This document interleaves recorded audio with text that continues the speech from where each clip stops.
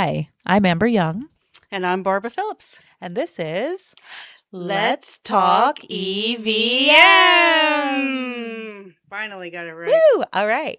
So welcome to our podcast. I'm going to start with a disclaimer. And the disclaimer is that the views that are expressed in this podcast are our own, and they are not the views of the United States government. Great. We're really excited about this episode. We're calling it EVM SMEs in the house. We're here at the great Cape Canaveral, Florida, and we just ran into a bunch of EVM SMEs, a little serendipitously, and they gave us a few minutes of their time, and we have some opportunity to. We had an opportunity to ask them. We asked them to choose. We had a list of 7 questions, and they chose their own questions. And so when you guys listen to their, I'm going to call them cameos, I guess. Yeah. When they pick, you'll hear them say, and my question is, and that's because we gave them questions that they could pick from. We really wanted to just surprise them, but people get camera shy. Some people were okay with getting a random question. Yeah. But you have a bunch of EVM SMEs, and some like to organize. One of the SMEs took all the questions and put them in little piles. Which choice? It was great. It's really funny. It's really funny. People were like, "No, I don't want to do it." Yeah, I do. No, I do. Anyway, so I think we're very pleased with the results. I think that I think our listeners will be as well. So before we do that, I just wanted to get on my soapbox here for a minute. I just rolled my eyes while I did that, but you guys couldn't see that. But the reason that I wanted to get on my soapbox is that I just been very, very focused on I think the most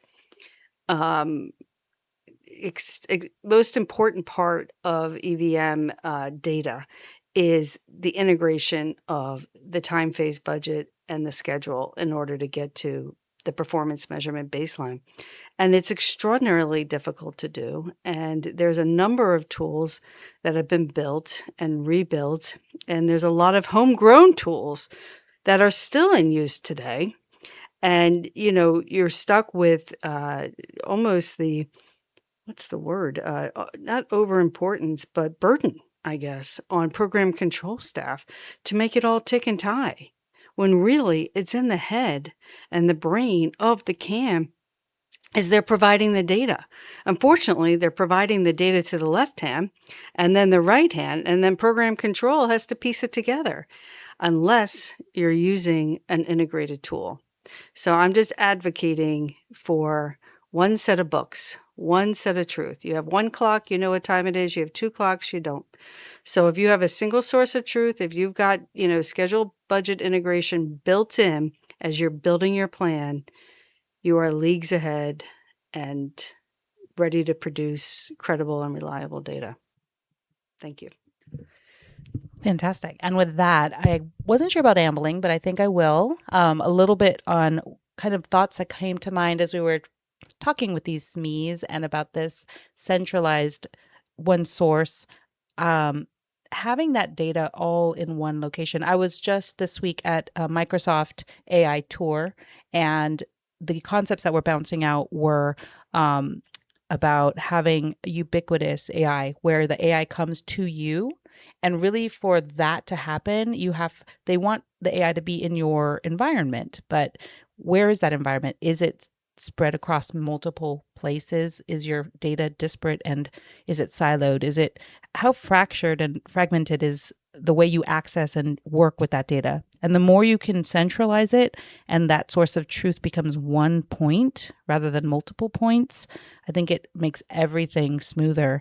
And right now, we're in an era of efficiency and trying to do things smarter, faster, better, but also wiser. So how do we do that together and get to a key point that Barbara brought up a few weeks ago that I've been really just marinating with, and that's optimization. What does that really mean? How do we get there? And it's an ever-evolving optimization. You can't truly be optimized. You always just have to be getting striving better. Yeah. Yeah, that's all I was going to say. Just that you're striving for optimization, that it's like a brass ring. You're never reaching. You're just always searching and seeking it. And achieving micro bits towards it. So you feel accomplished too. That's very important. All right. So with that, we are going to bring you a bunch of very fun questions and thoughts from the EV community. I hope you guys enjoy this. And that's where we're going to leave it for now.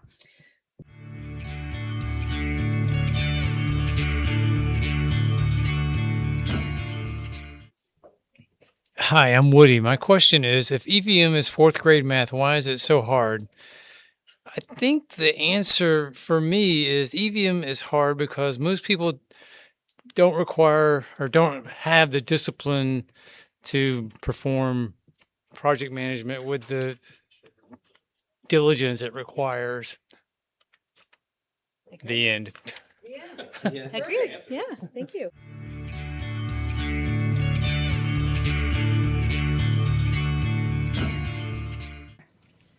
Hi, this is Barbara, and my question is, what is your favorite EVM metric and why? My favorite EVM metric is the schedule variance because I think that it tells me what the you know what? I don't know what my favorite EVM metric That's okay. is. We'll go with that. Sounds good.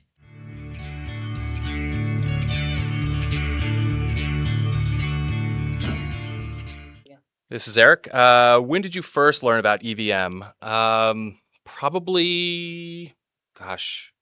when I first started going after my PMP. So like 10, 12 years ago, something like that. Do you remember how you first learned about it?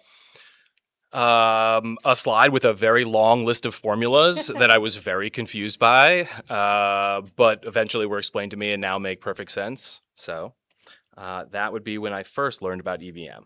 Yep. Thank you.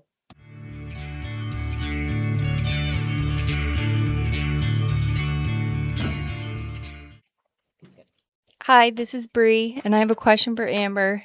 How do you feel about Gantt charts? Oh, you know the answer. I love Gantz. Okay. I'm going to share something new.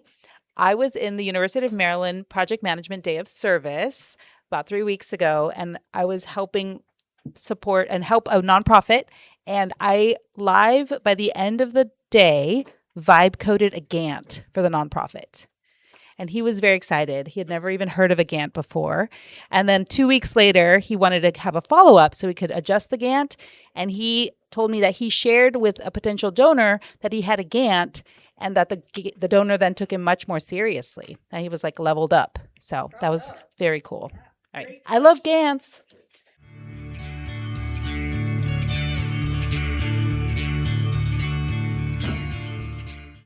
Hi, everybody. This is Herman. What is my favorite tool when it comes to EVM? It has to be NPM because I worked with that program about 20 years and I know the ins and outs. I know how to fix it when it gets broken. And anytime somebody called me with a problem, I always found the solution.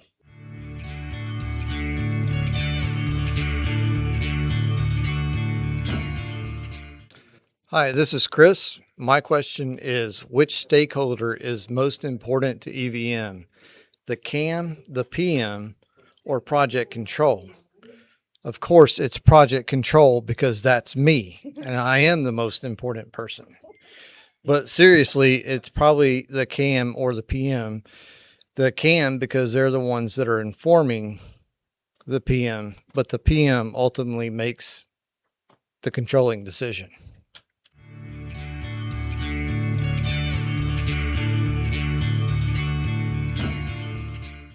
All right. I have a question for Daniel. Daniel, who comes to Yes. mind, and it can be multiples, as an EVM legend? EVM legend. Uh-oh. I have several. Yes. Would that include mentors Yes. as well? Yes. Because I know, everybody's different. Well, You probably have. I'll have to give a shout out to Jim Henderson, of course. He was raised me from a young lad in the world of EVM. Also, Dave Kester. Yep, got to give him a shout out too. Mel Frank, got to give him a shout out. These are all a lot of great people, and I'm sure I'm going to leave some people out. But I grew with a lot of these people. They taught me a lot. So think I'll stick with that for right now. Fantastic. Excellent. Thank you. Correct answer is Jay McKeever.